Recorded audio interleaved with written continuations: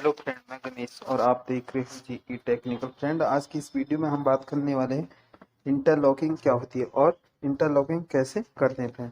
अगर आप इलेक्ट्रॉनिक से जुड़े हुए तो आपने इलेक्ट्रॉनिकल और इलेक्ट्रॉनिकिंग का नाम तो ज़रूर सुना होगा, क्योंकि स्टडी में जब कहीं दो कंडक्टरों से मोटर को ऑपरेट करने की बात आती है तो अक्सर कहा जाता है कि कंडक्टर को इंटरलॉक करना चाहिए। इंटरलॉकिंग क्या होती है फ्रेंड? अगर हम स्टार्टिंग में इंटरलॉकिंग की बात करते हैं कि इंटरलॉकिंग क्या होती है, तो इसका मतलब यह है कि हमारे मोटर के साथ दो कॉन्टेक्टर जुड़े हुए, ये कॉन्टेक्टर ऑन है। अब अगर हम दूसरे कॉन्टेक्टर को ऑन करते हैं तो हमारा दूसरा कॉन्टेक्टर ऑन नहीं होगा, यानी कि एक समय में एक ही कॉन्टेक्टर ऑन रहेगा फ्रेंड। मतलब कि दोनों कॉन्टेक्टर एक साथ ऑन ना हो, इसे ही हम कॉन्टेक्टर्स को इंटरलॉकिंग कहते हैं। इसी तरह इंटरलॉकिंग का उपयोग एसीबी में भी होता है। अगर हम मोटर को स्टार्टर की बात करें तो आपको रिवर्स, फॉरवर्ड और स्टार डेल्टा स्टार्टर में इंटरलॉकिंग का सबसे ज़्यादा उपयोग देखने को मिलता है फ्रेंड। अब आखिर इंटरलॉकिंग कैसे करते हैं इसको भी समझ लेते हैं। इंटरलॉकिंग, अगर हम इंटरलॉकिंग की बात करें तो एसीबी और सेंट्रल दोनों में से इंटरलॉकिंग एक तरह से करते हैं।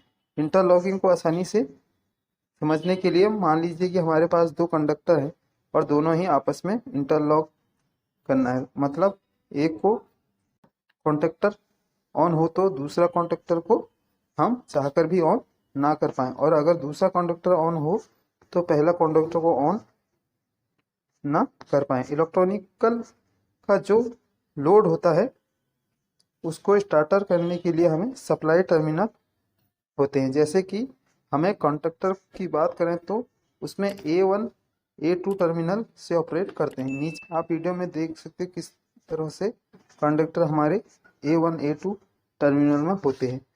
अगर यह कंडक्टर 220 वोल्ट की सप्लाई में ऑन होते हैं और A1 A2 में 220 वोल्ट की सप्लाई देते हैं तो कॉन्टेक्टर ऑन हो जाते हैं। इस 220 वोल्टेज के फेज को हम A1 पर और न्यूट्रल को A2 पर लगा देते हैं।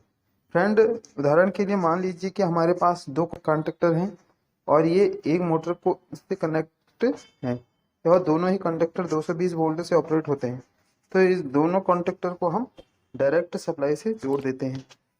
अब हमारे पास तीन स्विच हैं, जैसे कि आप वीडियो में फोटो देख सकते हो, और एक स्विच से हम दोनों कंडक्टर को ऑफ कर लेते हैं।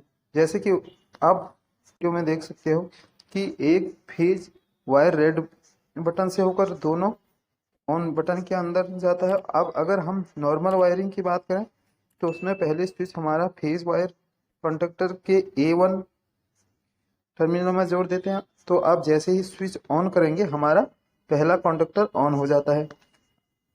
अब जब हम इंटरलॉकिंग करनी है तो जो हमारी फेज वायर स्विच से डायरेक्ट आ रही है उसे डायरेक्ट कंडक्टर्स में ना देकर हम पहले स्विच के फेज वायर को देकर कंडक्टर के NC टर्मिनल में जोड़ देंगे, जैसे आप वीडियो में देख रहे हैं।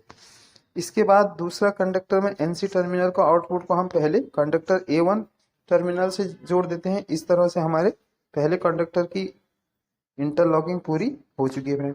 अब हम ऐसे ही दूसरे कंडक्टर के साथ इंटरलॉकिंग करने वाले हैं। दूसरे स्विच से जो फेज वायर निकलेगा वह पहले कंडक्टर के NC टर्मिनल से जोड़ देंगे, और पहले कंडक्टर का NC टर्मिनल के आउटपुट को हम दूसरे कंडक्टर के A1 टर्मिनल से जोड़ देते हैं फ्रेंड। और इस तरह जोड़ते ही फ्रेंड हमारे दोनों कंडक्टर आपस में इंटरलॉक हो चुके हैं। अब अगर पहले कंडक्टर को ऑन कर देते हैं तो हम चाहकर भी दूसरे कंडक्टर को ऑन नहीं कर सकते। इसी तरह से हमारा दूसरा कंडक्टर ऑन है तो हम चाहकर भी पहले कंडक्टर को ऑन नहीं कर सकते फ्रेंड। तो फ्रेंड, अब आपने यह समझ लिया कि आखिर हम इंटरलॉकिंग किस तरह से करते हैं। लेकिन यदि कभी आपको इंटरव्यू में पूछ लिया जाए कि आखिर इंटरलॉकिंग कैसे काम करती है, तो आप क्या जवाब देंगे? तो चलो इंटरलॉकिंग कैसे काम करती है इसके बारे में हम भी बात कर लेते हैं। फ्रेंड, आपको एक बात हमेशा ध्यान रखनी है कि जब कभी भी हमारा कंडक्टर ऑन होते हैं तो कंडक्टर एनसी टर्मिनल ओपन हो जाते हैं, यानी कि एनसी टर्मिनल से कोई करंट फ्लो नहीं होता है। जब हम पहले स्विच को ऑन करते हैं तो सप्लाई स्विच से सीधे दूसरे कंडक्टर्स के एनसी में जाती है। अब अगर दूसरा कंडक्टर ऑन नहीं है तो उस केस में एनसी टर्मिनल से सप्लाई पहले कंडक्टर के A1 टर्मिनल में जाएगी और पहला कंडक्टर ऑन हो जाएगा। अब अगर पहला कंडक्टर ऑन है और दूसरे स्विच को दबाते हैं तो दूसरा स्विच सप्लाई पहले कंडक्टर के एनसी टर्मिनल में जाएगी। और जैसे कि हमने वीडियो के पहले में बताया था कि अगर कंडक्टर ऑन है तो एनसी टर्मिनल ओपन हो जाएगा और करंट आगे फ्लो नहीं होगा। इसलिए अगर पहला कंडक्टर ऑन है और हम दूसरा बटन दबाते हैं तो दूसरा कंडक्टर ऑन नहीं होगा, क्योंकि पहला कंडक्टर ऑन होने के कारण उसका एनसी टर्मिनल ओपन रहेंगे और दूसरे कंडक्टर में कोई करंट फ्लो नहीं होगा। इसलिए दूसरा कंडक्टर तब तक ऑपरेट नहीं होगा जब तक पहला कंडक्टर ऑन है। उम्मीद है फ्रेंड आपको ये वीडियो में दी गई जानकारी अच्छी लगी होगी। फ्रेंड, वीडियो में दी गई जानकारी अच्छी लगी तो वीडियो को लाइक करें, शेयर करें और चैनल में नए हो तो चैनल को सब्सक्राइब करें। धन्यवाद फ्रेंड, मिलते हैं अगली वीडियो में।